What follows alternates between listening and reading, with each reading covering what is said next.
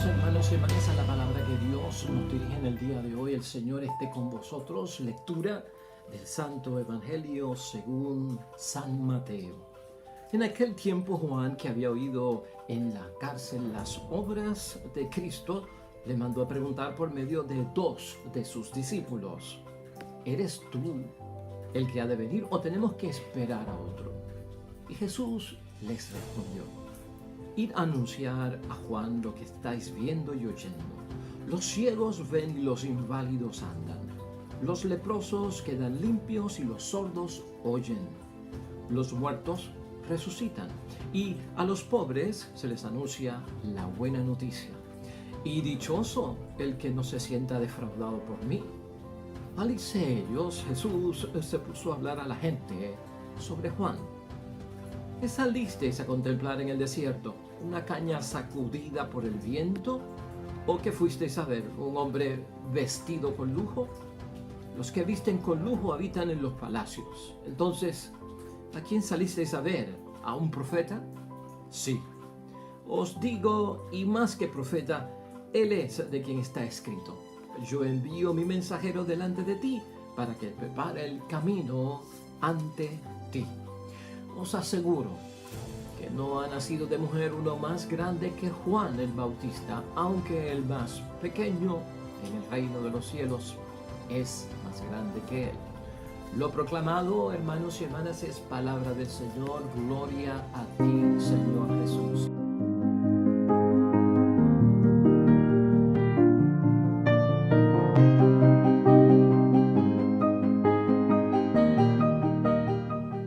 Pues ahí lo tenemos, hermanos y hermanas, ya iniciando esta tercera semana del tiempo de Adviento en nuestro calendario litúrgico.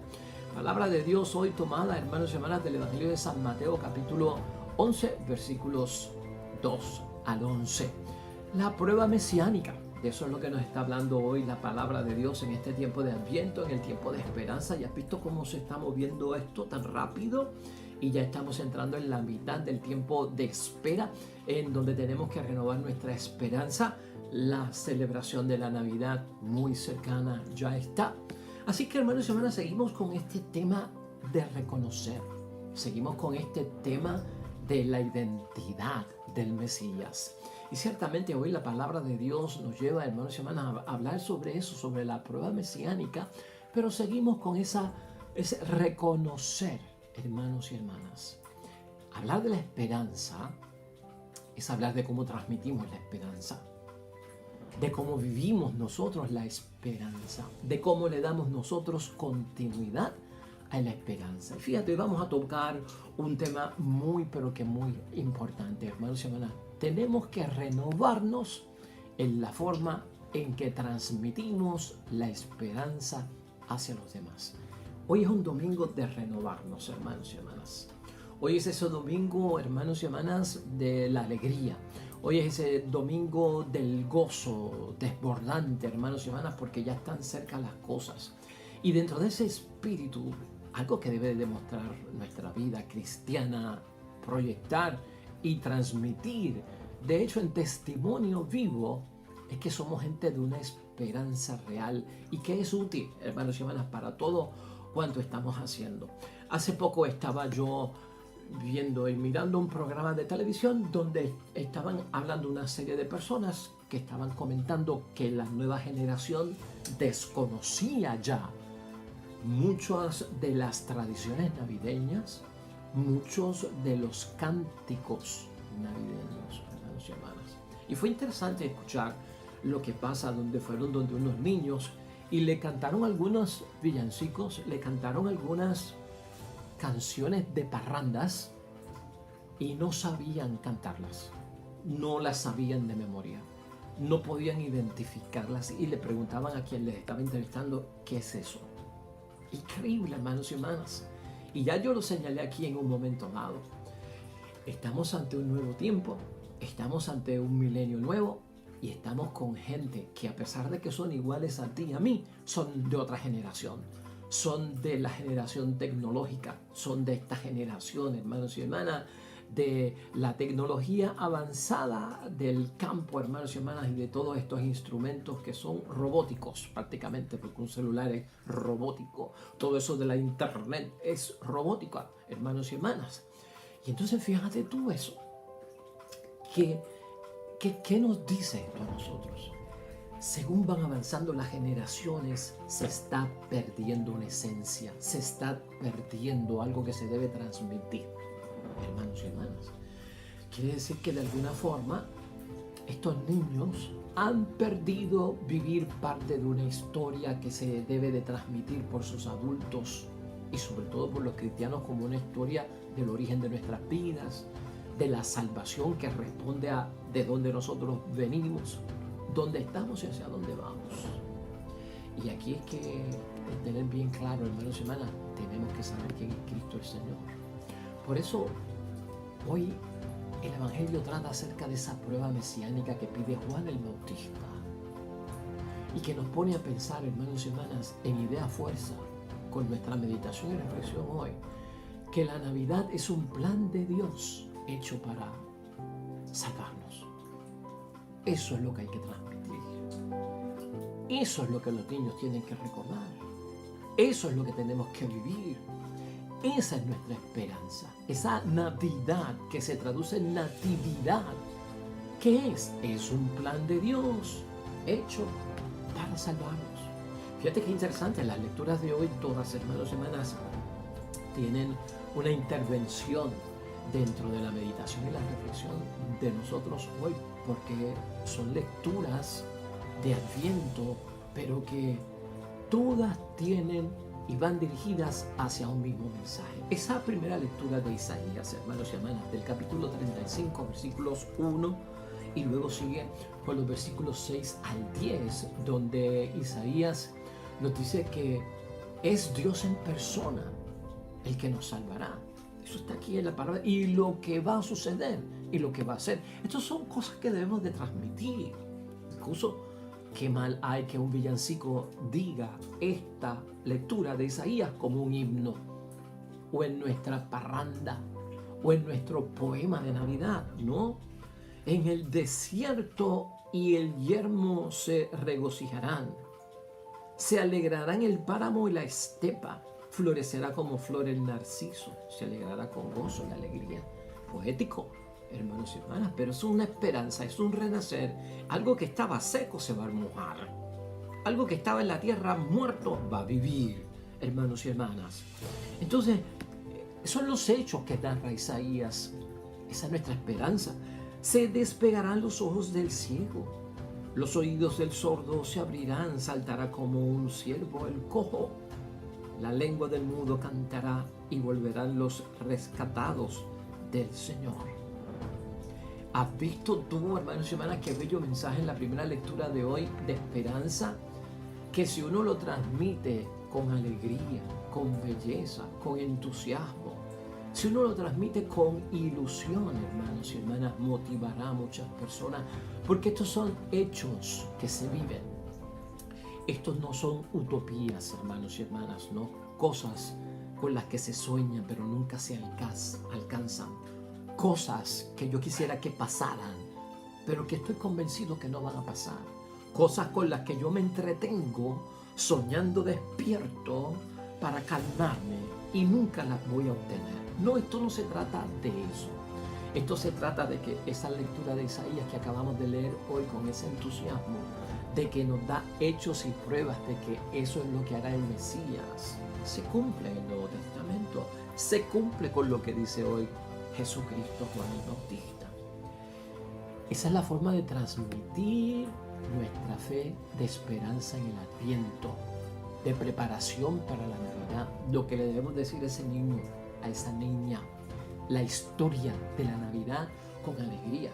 Y lo que he hecho este Adviento y lo que he querido hacer, te lo dije yo bien claramente los otros días, te lo vuelvo a repetir. A mí me convence más que me animen a la conversión y a esperar la segunda venida de Cristo con cosas bonitas que van a suceder en mi vida, como esas que menciona Isaías, que le van a pasar al cojo, al ciego, al sordo, al paralítico, a quien sea, de que sus vidas van a ser restauradas.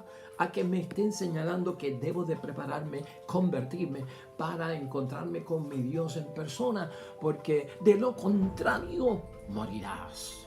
De lo contrario vas a arder en el fuego lleno de azufre. De lo contrario estás entre los condenados, tendrás muerte eterna. Es la forma, hermanos y hermanas. A veces tenemos la verdad, pero el tono nos mata, hermanos y hermanas. El tono nos mata. De hecho, no vamos muy lejos. Fíjate cómo es el salmo. El salmo de hoy es el Salmo 145, hermanos y hermanas, y el Salmo 145 en su estribillo que repetimos dice: ven, Señor, a salvarnos. Es una oración y explica la oración el propósito del Mesías, que cuál es: salvarnos. Ven, Señor, a salvarnos. Mami, papi, ¿por qué esperamos Adviento? ¿Por qué esperamos en Adviento? Papi, mami, ¿qué es el Adviento? ¿Por qué hay que prepararse? Porque viene el Señor a salvarnos. Distinto a decir: oh, hay que convertirse porque si no te vas para el infierno.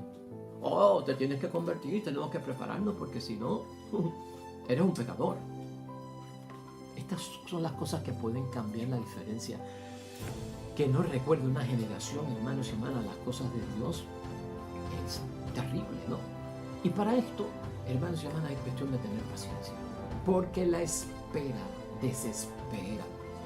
Y tal vez hemos perdido la paciencia. Ese puede ser el segundo tema de hoy, que lo transmite la segunda lectura de hoy también, el que es de Santiago, hermanos y hermanas, en el capítulo 5, versículos 17 al 10, donde el resumen de esa lectura es: mantengámonos firmes.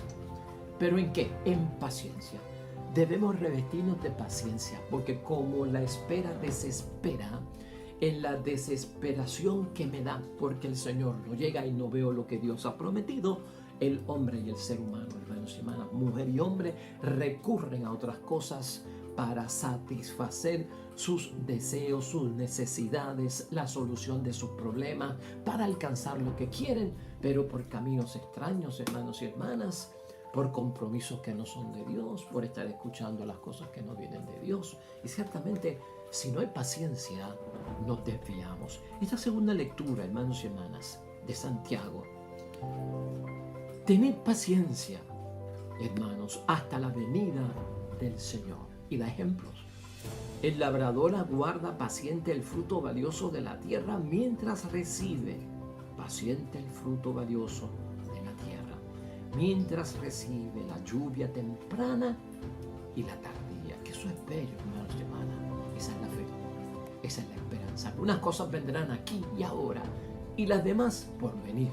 Pero porque estén por venir y no las veas, no quiere decir que mi esperanza es falsa o que mi esperanza está muerta. Algunas cosas vienen aquí ahora y otras están por venir. Gloria a Dios. Insiste Santiago: tened paciencia. También vosotros manteneos firmes, porque la venida del Señor está cerca. No os quejéis, hermanos, unos a otros para no ser condenados. Mirad que el juez está ya a la puerta. Tomad, hermanos, como ejemplo de sufrimiento y de paciencia a los profetas, que también en el nombre del Señor, hermanos y hermanas, fueron pacientes. Así que la esperanza requiere paciencia, la esperanza requiere, hermanos y hermanas, que no nos desesperemos en el camino, porque podemos llegar a frustrarnos, a darnos por vencido, a quitarnos, a renunciar. ¿A qué? A nuestra fe, a nuestra identidad como cristianos. Fíjate el caso, y ya terminando, ¿no? El caso del Evangelio de hoy, que es el de la prueba mesiánica.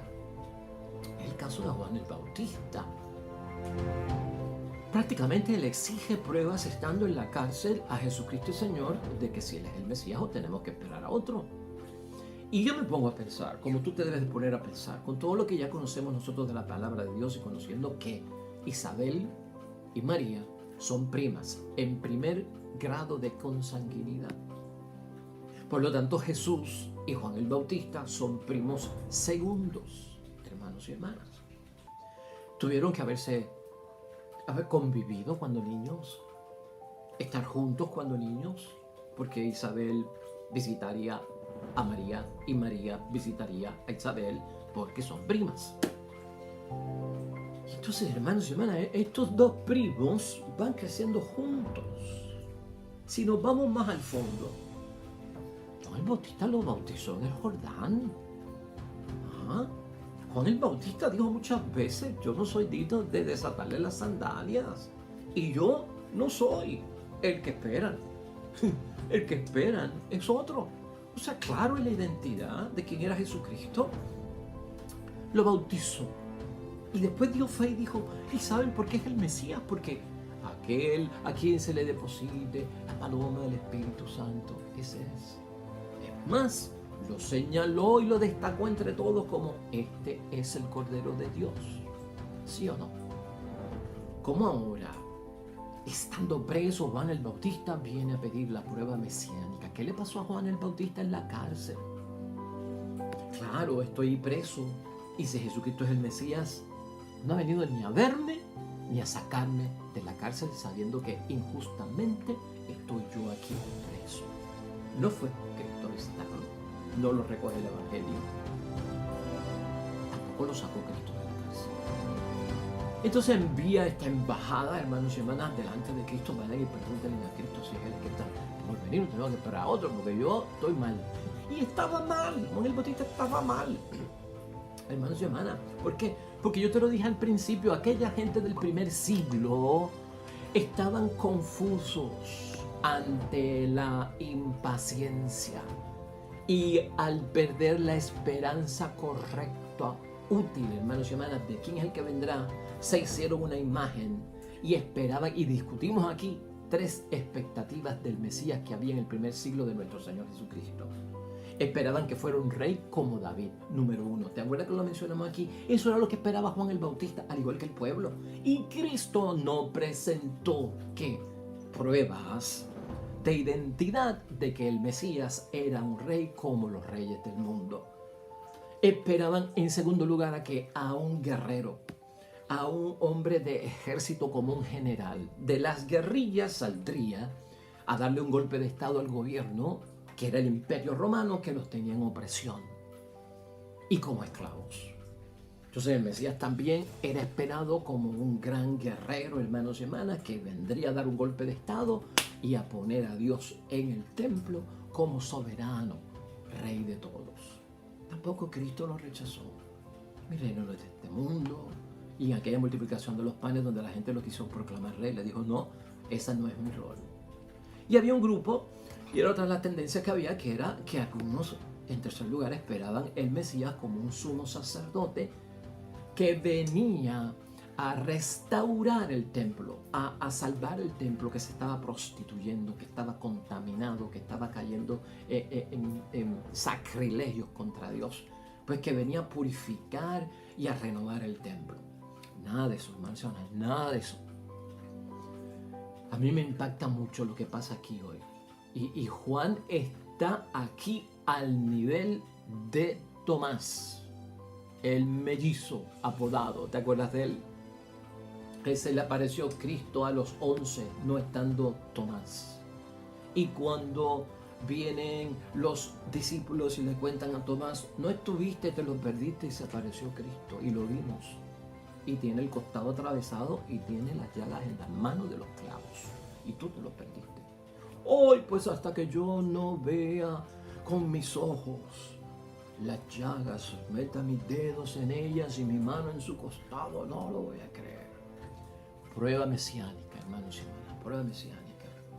Y de hecho allí discutíamos nosotros, que es un evangelio que sale en Cuaresma, pero que está al mismo nivel de Juan el Bautista. Hermanos y hermanas, en ningún momento dice el evangelio que Tomás metiera sus manos en el costado de Cristo o sus dedos en la llaga.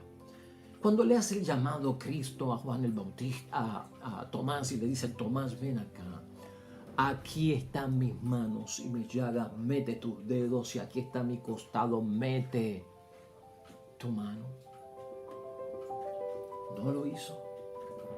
El hombre simplemente declaró y confesó: Señor mío y Dios mío. ¿Qué pasó en Tomás? Que no tuvo que buscar la prueba. Pues hermanos y hermanas, Cristo, al presentarle sus llagas y al presentarle el costado atravesado, lo que le ha dicho o dejado entender a Tomás es: mira cuánto yo te amo, mira lo que yo soy capaz de hacer por ti, mira lo que significa salvación. Aquí está, clavos que atravesaron mis manos, ahora son llagas y este costado que está atravesado. Son las pruebas de amor, es la prueba de amor. La esperanza que yo tengo en Cristo es de amor. En ese que viene, hermanos y hermanas, mi esperanza es útil porque es de amor. El Salvador no viene a dejar que lo que está en el mundo se pierda, sino que se salve en el nombre de Cristo. Y Juan el Bautista, hermanos y hermanas, está en el mismo lío. De hecho, prácticamente aprendemos de la situación de Tomás y de Cristo, que es lo que le dice. Prácticamente también debemos entender Jesús a Tomás es: mira, cree y deja de negar. Porque el que dice no creer, hermanos y hermanas, no es que no crea, es que niega. Y el que niega no puede negar algo que no existe. El que niega, niega algo que existe. Lo que le dice es: deja de negar. Y eso es lo que pasa con Juan el Bautista aquí. Deja de negar. Y eso es lo que pasa con cada uno de nosotros en el tiempo de Navidad. Dejen de negar ya. Dejen de negar ya al Cristo vivo. Dejen de negar ya con lo que están transmitiendo inútilmente, que es una falsa esperanza, y aprendan lo que está sucediendo. Cristo es claro. Es la misma cita prácticamente lo que hace Jesucristo, ¿no? Hermanos y hermanas, ¿no? De Isaías. Y entonces le dice a los mensajeros: y anunciar a Juan lo que estáis viendo y oyendo. Los ciegos ven y los inválidos andan, los leprosos quedan limpios y los sordos oyen, los muertos resucitan. Y a los pobres se les anuncia la buena noticia, y dichoso el que no se sienta defraudado por mí. ¿Has visto? ¿Ha dicho aquí Cristo de alguna forma de que condenó a alguien? ¿De que mandó al infierno a alguien? ¿De que no le permitió confesarse a alguien? ¿De que no le dio la absolución de los pecados a alguien? ¿De que no sanó a alguien? Yo no sé, yo no veo nada de eso ahí. Es una forma interesante. Ahora, Cristo exalta a su primo, a Juan el Bautista, que es una exaltación que también nosotros debemos de tener. Ya más tarde lo entenderá Juan el Bautista, y tuvo que haberlo entendido. Y por eso es que advierte y señala que Juan el Bautista, ya al final, o sea, hombre como Juan, no ha habido nacido de madre, ¿no? Que os aseguro que no ha nacido de mujer uno más grande que Juan Bautista, aunque el más pequeño en el reino de los cielos es más grande que él. Aquí se quedó atrás Moisés, aquí se quedó atrás Adán, aquí se quedó atrás David, aquí se quedó atrás, hermanos y hermanas, Daniel, los profetas. Aquí se quedó atrás medio mundo. El hombre grande en aquel tiempo era él. ¿Y sabes por qué? Porque lo describe Cristo, ¿no? ¿Qué salisteis a contemplar en el desierto? O sea, ¿qué tú fuiste a buscar en el desierto? Cuando fuiste a ver a Juan el Bautista. Una caña sacudida por el viento. Una persona voluble que siempre está cambiando de ideas. Que un día está frío y otro día está caliente. Que un día dice sí y de lo mismo otro día dice que no. O sea, un hombre, pues hermanos y hermanas, sin firmeza. No, eso es la caña sacudida. ¿O qué fuiste a ver? ¿Un hombre vestido con lujo? No, si es que Juan el Bautista no era una persona de ese mundo. No era un hombre de lujo. Los que visten con lujo habitan en los palacios, y Juan el Bautista estaba ¿dónde? En el desierto, comiendo miel silvestre y langostas en el desierto. Entonces, ¿a qué salisteis a ver? ¿A un profeta? Es que era un profeta, hermanos y hermanas. Os digo, más que profeta, es el de quien está escrito. Es el mensajero, hermanos y hermanas.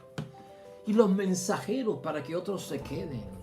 Y los que deben ser profetas hoy en día, en preparación para la Navidad, somos tú y yo.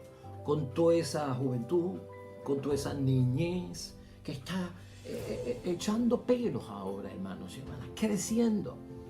Es a nosotros que nos toca llevar ese sentido de la esperanza, el mensaje de que la Navidad es un plan de Dios hecho para salvarnos. y que tenemos la prueba mesiánica en todo lo que ha pasado en este mundo desde hace 2000 años con las bendiciones y los favores divinos de parte de Dios.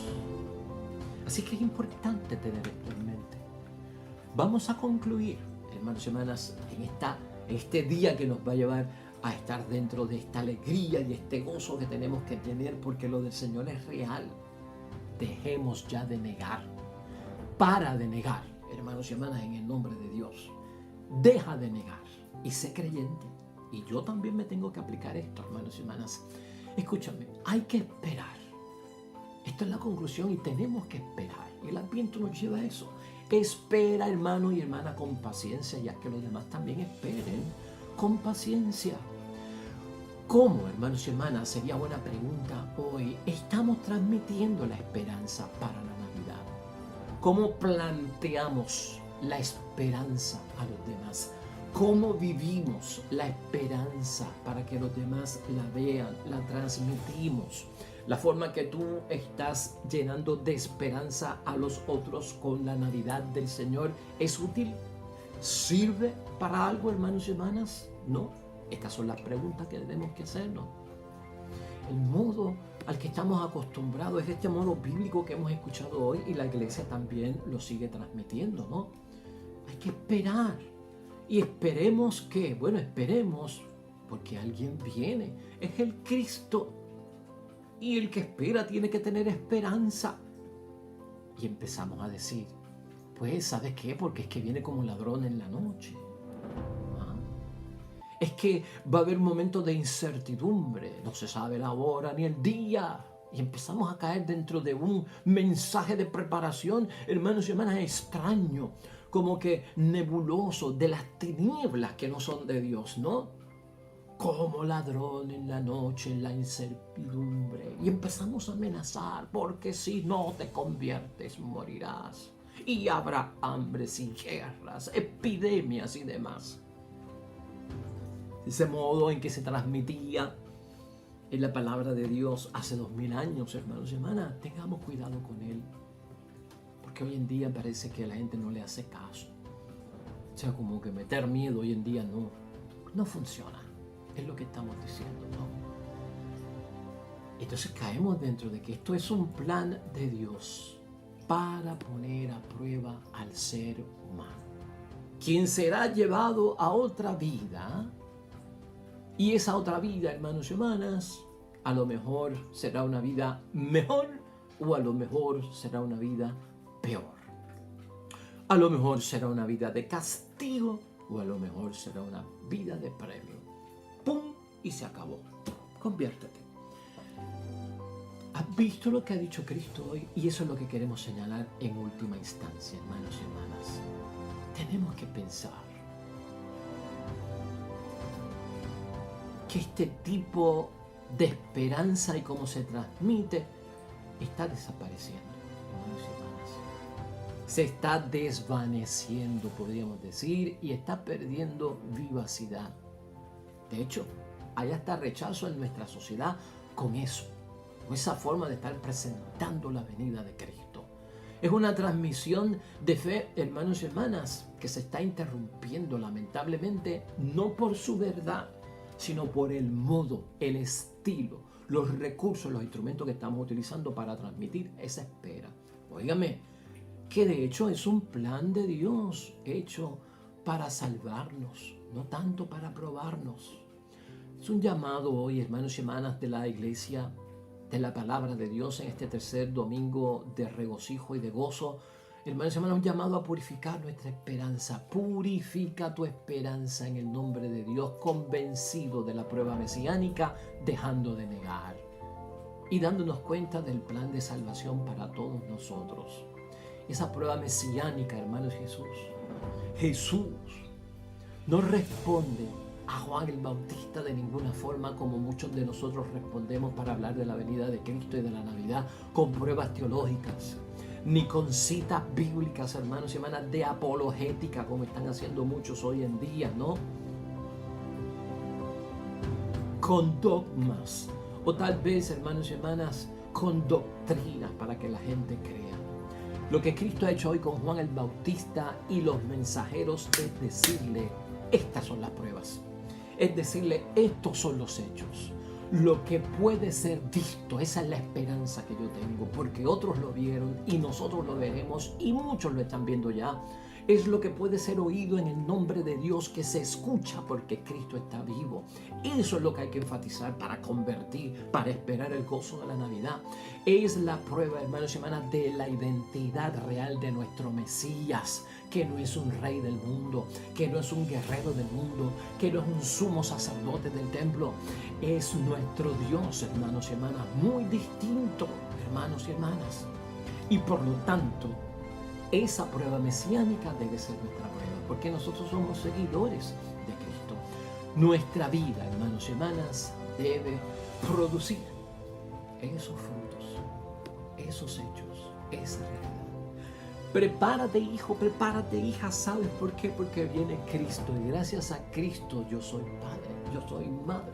Tenemos familia, tenemos lo que somos, tenemos vida, tenemos ese sol, esa luna, ese río, tenemos este mundo, gracias a Dios. Los hechos bonitos, los hechos de bendición, los hechos de las cosas lindas, los hechos, hermanos y hermanas, de todo aquello que es el favor de Dios por todos nosotros. Señala eso, exalta eso, presenta eso en el nombre de Dios. Eso va a crear esperanza, eso va a crear que mucha gente venga, eso va a crear que mucha gente celebre con gozo los hechos de nuestro Mesías y dejemos ya de negarlo. Amén y amén. Vamos a orar, hermanos y hermanas, junto a este bello Salmo 145 que nos propone la iglesia hoy, a todos nosotros meditar. Oremos al Señor.